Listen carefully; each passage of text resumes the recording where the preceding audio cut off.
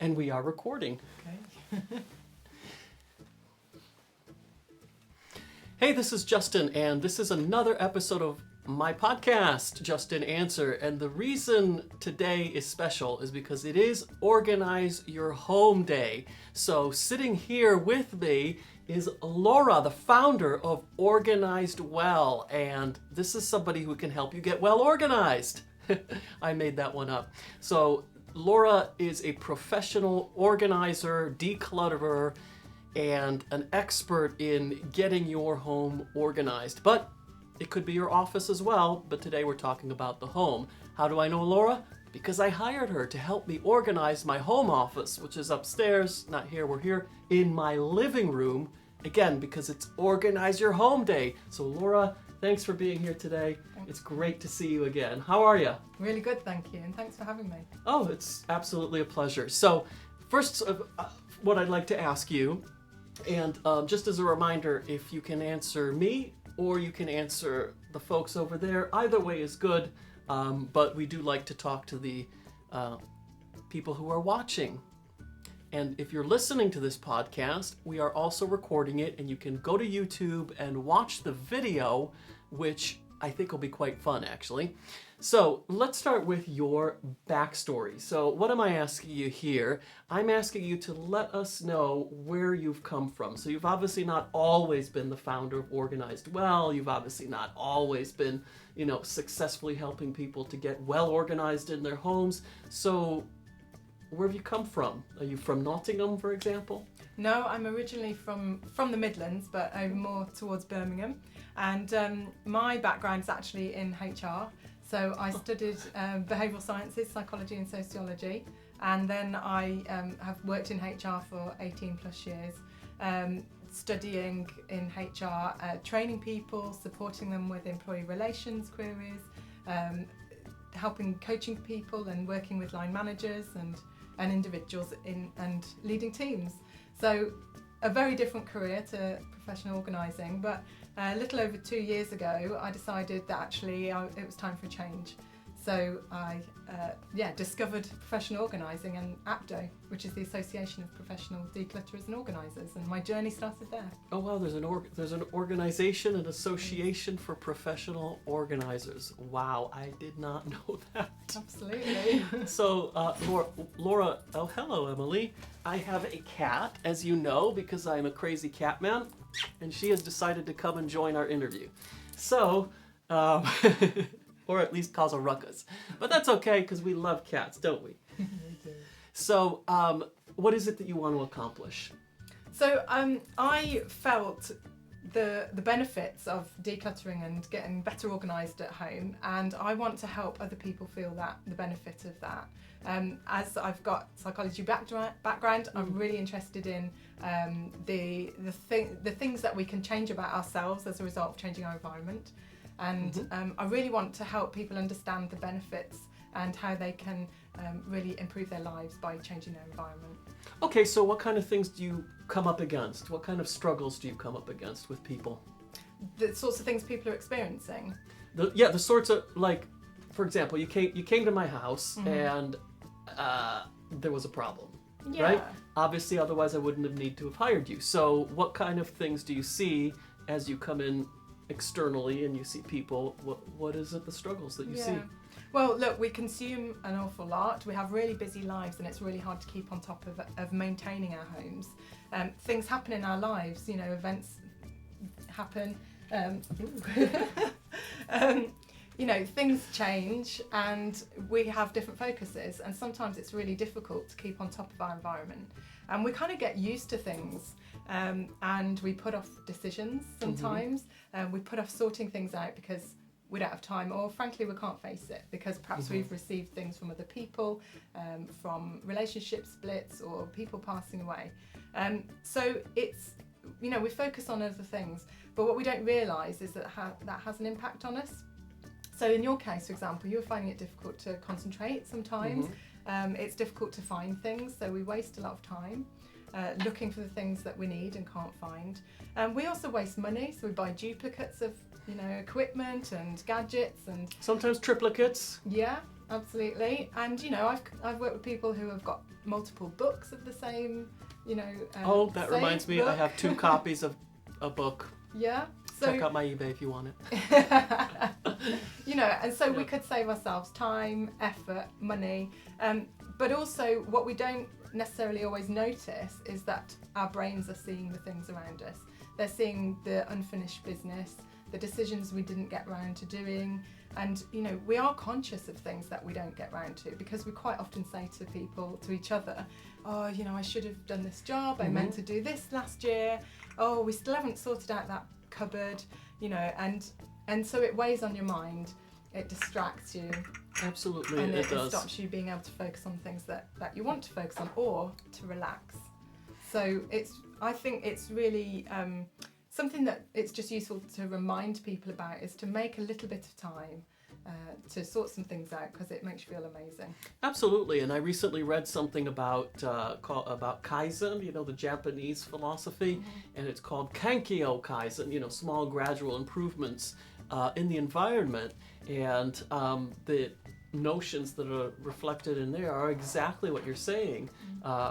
It's a friend of mine, Mark Joyner, who's actually an internet marketing legend, so the name will be very famous to people who are familiar with the internet and its history. But he goes into great detail about that and teaching people how to do it and implement it and all of that in various rooms in their life, along with hints and tips on that. So and why does he do that? I mean, he's an internet marketer and teaches business. He does that because exactly what you're saying. You're gonna struggle uphill focusing, de-stressing, and all of that in your business if it's cluttered all over the place. And so that's totally cool and totally understandable. And so you're somebody who actually helps people not just learn about it and how to do it, but actually implement and do the thing, because you come into their homes and you do it with them, which I think for me makes all the difference, because honestly, left to my own devices, the discipline to actually go ahead and do it sometimes ain't there, which is why I spent the money. But now let's talk about, so we talked about all these struggles that happen externally. So how about internally? Because I'm going to confess here, I said, I told you when you came in, I said, please excuse it. I think internally I'm kind of naturally, generating this, clutter. So I had to apologize when you came in that I haven't maintained perfectly what we did together, what you did, what was it, 2 years ago now. So what kind of things do people deal with internally that you see them dealing with, or that you deal with, because you're the one professionally that they've hired?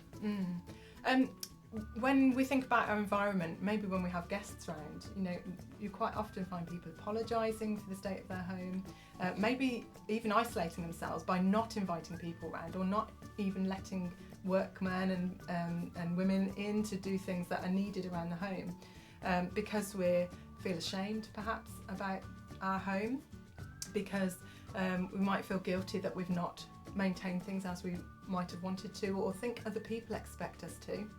And also, in terms of being able to focus, as I mentioned, it's really difficult to focus when your mind is actually on other things, thinking, actually, what I should be doing instead of doing this task is tidying up that or sorting that out. It's something that our mind holds on to, things that are unfinished, and tries to solve the problem. But if we don't go and take the action, it'll still be going around in your minds. That's true. That's very true. So there's a bit of shame that is involved there. There's a bit of sometimes internal anxiety that's created by the environment itself. Yeah. So we're not just talking about wasting time, money, and focus. We're talking about internally some emotions that are coming up that are not positive. Yeah. And I suspect, and this is just my conjecture here, that sometimes we go and we seek a therapist for certain things, when really what we could do is a tidy of our homes and a declutter of our homes, because that is either a contributing factor or potentially in some cases a source of the anxiousness or the anxiety or the or whatever it is, or even the isolation.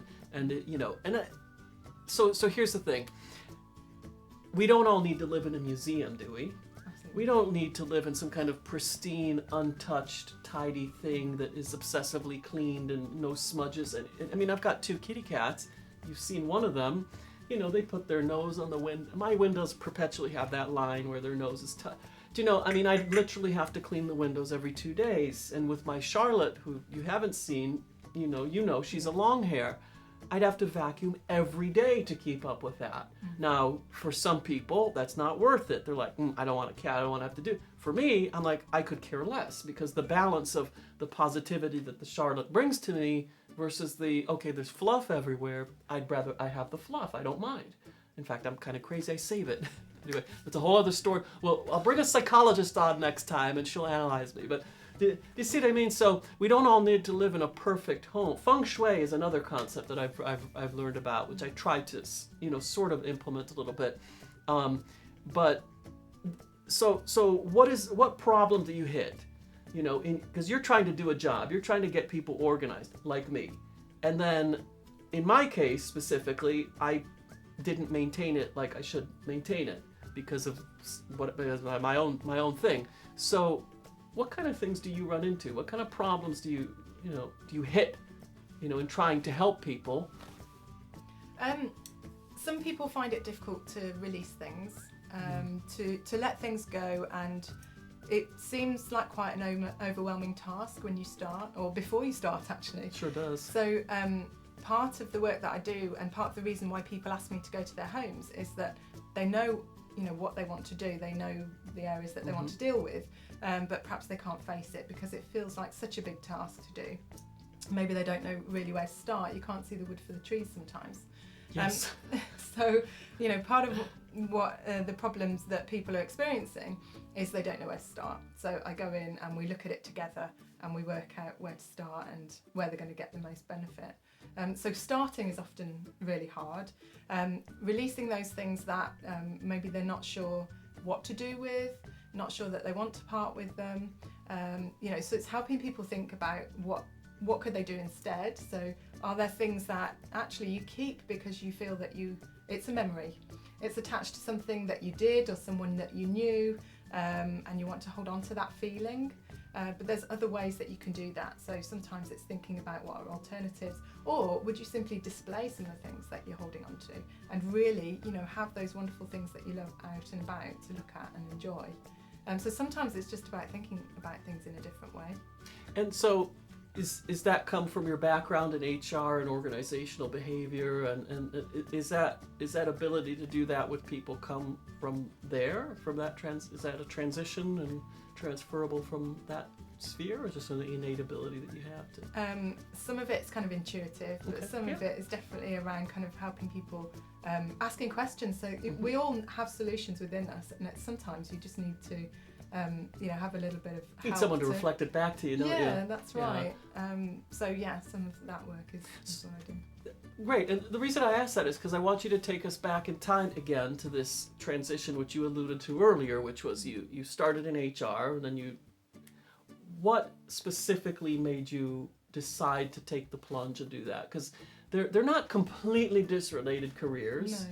But they're not related careers either. Somebody going from, for example, like somebody I know, fantastic person who I will hope to interview soon, because everyone should hear her story. Transitioned from being a vice president of HR into being her own consultant and doing mediation. So she took basically a piece of her job and she made it into a career which is hugely successful now as a mentor, mediator, and that's what she does professionally these days. Whereas before she was vice president of HR for a bank. So that you can see the direct relation from that. Whereas with, going from, HR into organizing and decluttering is a little bit more of a stretch. So what was it that made you decide to do that? Were you, for example, fed up with organizational politics? Were you just bored? I'm trying to find out now, Laura. Yeah. I want Laura to tell us what made you do that. Okay. So I got to a point in my life when actually I felt really stressed and under pressure. Out of control, I suppose, is one way of describing it. So I would find myself, I had a young family then, managing every work and home and, all the kind of commitments, things that you want to do in your life that you don't have time for or feel that you have time for, like looking after your own health. I couldn't do. I was rushing in the morning, missing out on breakfast with my family, eating breakfast biscuits, walking to work whilst making phone calls, reading emails, rushing into work, not feeling present with people because my mind was on the next thing and the other problems that I have to deal with. Not making any time to feel prepared, to be in control. I'd get home, everything felt out of control. You feel under pressure, and then you look around and you think, oh my God, nothing is working in my life, and you can't find the things that you need, so you don't feel like you're prepared to leave the house the next morning. And everything just felt like it was just falling in. Mm-hmm. And I read The Life-Changing Magic of Tidying Up by Marie Kondo. And I started just making small changes in my wardrobe and in our home. And it sounds really small and insignificant, but actually by changing things within my home environment, I felt like I was growing in confidence and becoming more in control of the things that I could control in my life. And that made me then think about, actually, why am I feeling under this pressure? I'm trying to satisfy everybody, not succeeding, not looking after my own mental health and my own health, and not able to therefore be there for the other people that I need to be, and doing important things that I need to do in my life. So I started to think about, actually, what's really important for me, and am I living the life that I want to live?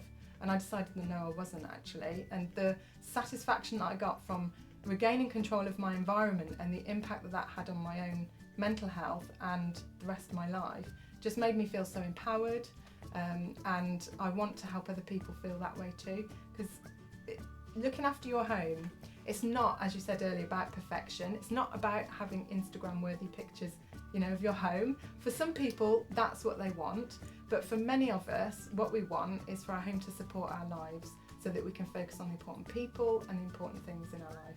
And that's how I feel that I want my life to be, so that's why I made the change to help other people do that. Well, that's wonderful to know, and I'm going to take a moment now to tell you what I just got out of what you said, because I think it's important that we draw these things out, that it's not just, a pleasant little chat with a lovely human being, but that there's actually value being delivered here. There's three things really: pressure, presence, and priorities is what I heard you saying, is that you had a job, you were successful in your career, but you felt pressure. And you felt an unhealthy level of pressure, because we can all debate, and that's for another time, about pressure. Is it good? Is it bad? Eustress, de-stress, whatever.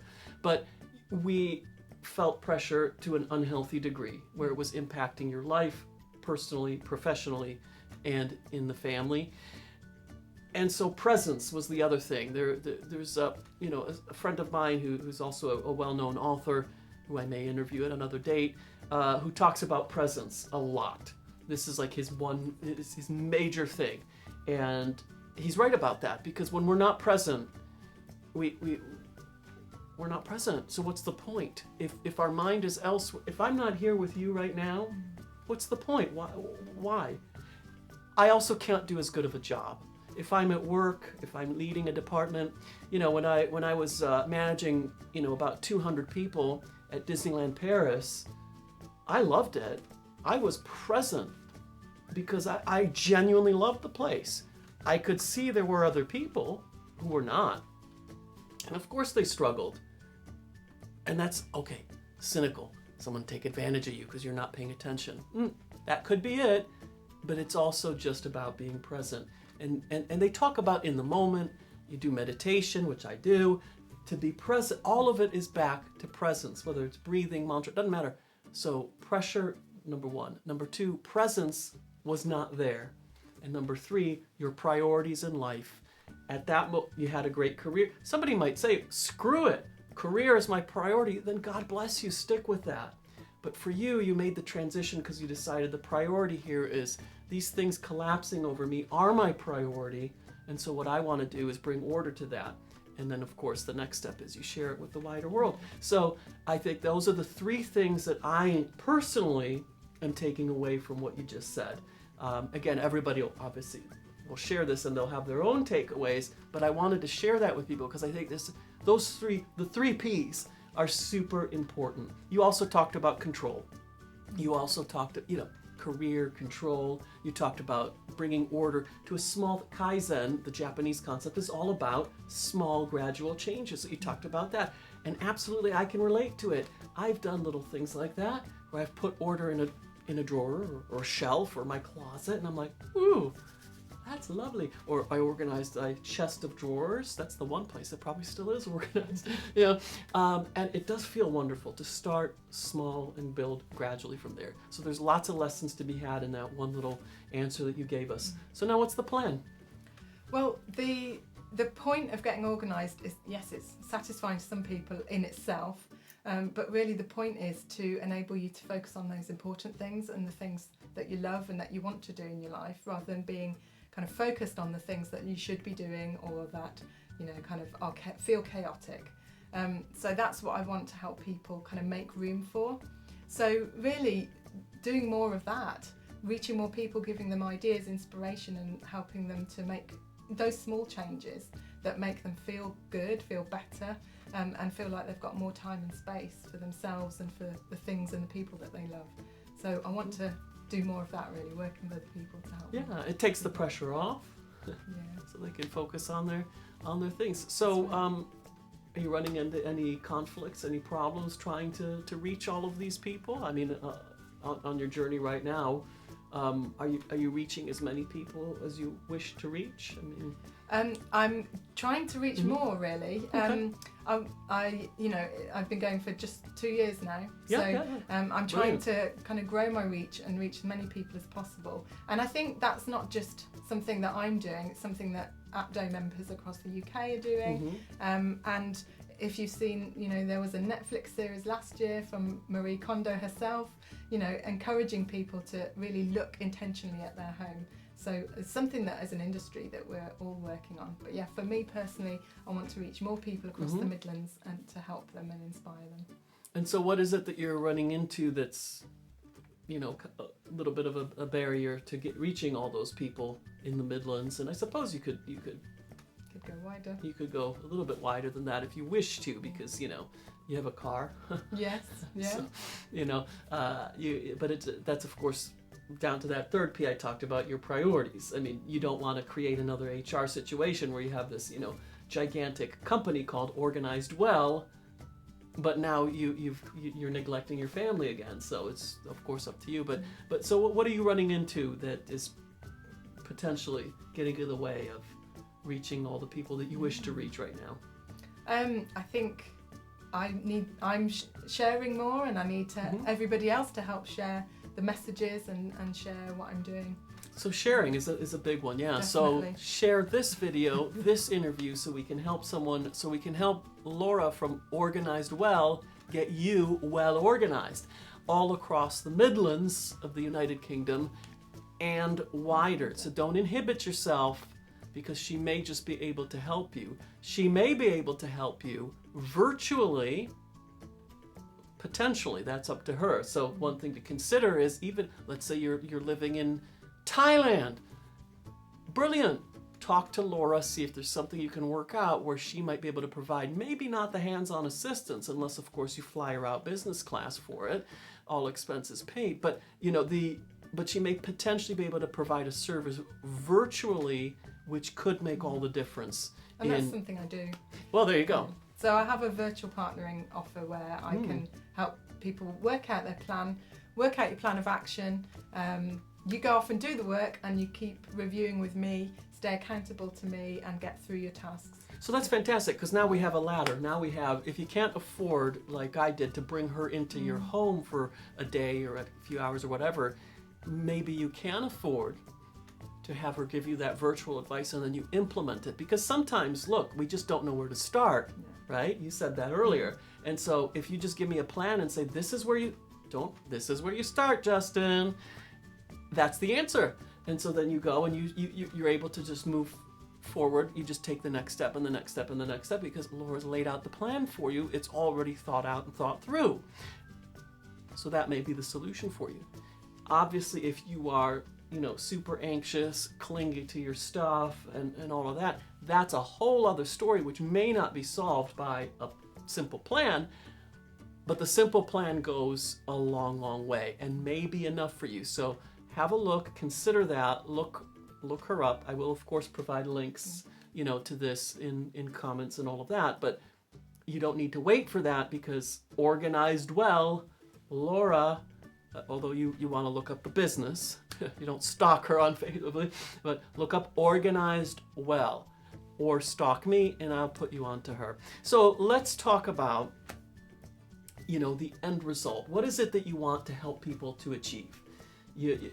Let's say, let's say this person watching right now has hired you, has made a positive decision to take action. I want you to help me get well organized. I know that's not your tagline. I just love it because your company is called Organized Well. So I apologize for foisting that on you, although you can feel free to adopt it if you want. But he's hired you, he's thinking, great. So what is it that you want to help him or her to achieve? What's the end? I really want you to focus on what it is that you want to achieve. So if you close your eyes and visualize that space where you can relax, where you can focus on your work, where you can enjoy hobbies or spending time with the people that you love. I want you to visualize what that space looks and feels like, and that is what I want you to achieve. So when we work together, we work to try and achieve that. The space of your dreams, let's call it. And it's different for everybody. Exactly, which is a perfect answer, because Laura's not trying to foist on you a specific vision. She's not saying you got to be a minimalist. She's not saying she's not giving you advice on decoration, although she can, but she's not giving you specific prescriptions on how your space needs to look. She is helping you to achieve the space that you want, ideally, your ideal scene. She's helping you to achieve that in your home or office or wherever. And so what will that mean to a person, first of all, and what will that mean to you once they've achieved that? Yeah. Once you've achieved the space that you're looking to create, it means that your mind isn't constantly looking at the noisy environment around you. Everything, will feel like it's orderly. No matter what it looks like, as we said, it's different for everyone. If you're a maximalist, you will have lots of things around you. If you're a minimalist, that will be, virtually nothing. But for your mind will be, not distracted anymore. You'll be able to focus and to be able to concentrate and to be able to enjoy your life and be present with the people and the things. There's nothing worse than being distracted because something's going on over there. Even if you've shut a door or a cupboard, you still know that it has unfinished business behind it. So what we want is for you to feel great about your space and about what you want to do there. So less stress, more focus, and more ease. And we know that, for example, if you're in a kitchen that's not cluttered, you make healthier choices in terms of the food that you choose to eat. So there are impacts on your health as well. Yeah. Well, this is what my podcast is all about, because I realized that I've been obsessed with health since I was 9 years old. Since my dad used to make fun of me at the dinner table and say, "You eat for 4," and then and it's created all kinds of issues for me, from eating disorder to this. But I'm in control of it now. But basically, thank you, Dad, because you're installing these complexes in me as a child. It made me realize that health is what I am obsessed with. Now, physical health is one of them, but I'm also really into mental health. I'm also, and I have my own stories about that, also into emotional, spiritual, and business health as well. But it's always tied back to health as my priority. And health means different things to different people, but we can all agree that it does not include things that hurt people, hurt you, degrade you, or make you feel worse. We can agree on that. So that's my promise to people. So we're here talking about health and business, a healthy space, and of course the impact that has on your physical health, because that makes logical sense, and because Laura is a professional from the HR world. She's got the scientific research and background and stuff to back it all up. So that's fantastic. So I really like that we will help people to achieve at the very minimum, better focus, less stress, and more ease and calm in their environment. And what does that mean to you then? That's something I'm really excited about, because I know that I know the difference it made to me and to my life, and I want other people to feel that way too. That's fantastic.